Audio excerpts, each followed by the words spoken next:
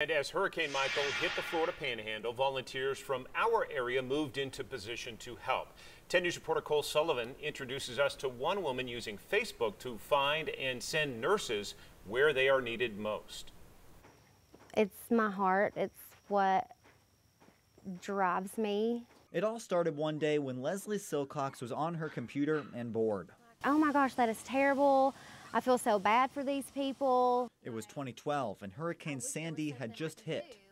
Almost instantaneously, God was like, well, then do something. So she posted to her Facebook page and asked for volunteers. We filled up a 26-foot budget truck and headed out to Staten Island. We've been doing it ever since. The registered nurse is packing supplies to send to Florida. It's non-perishable food items, water, cleaning supplies, basically, you name it, we have it. And she already has a team in the storm zone.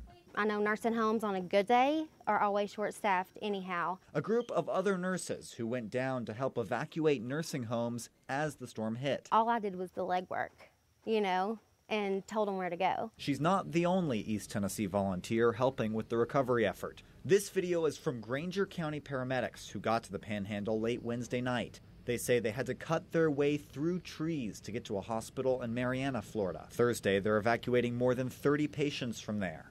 Along the way, they stopped to put this American flag back that had blown away in the storm.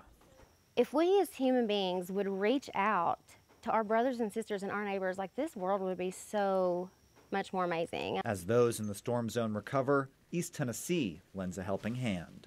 Cole Sullivan, WBIR 10 News. Something we've seen time and again. That nurse says she's planning to send another load of supplies down to Florida late tonight or tomorrow morning, and she is still helping victims of Hurricane Florence in the Carolinas. Our coverage continues online of that storm at WBIR.com. More dramatic video showing it making landfall and the damage it left behind. Also, more East Tennessee groups ready to help our neighbors on the coast and the storm's impact on our area, all at WBIR.com.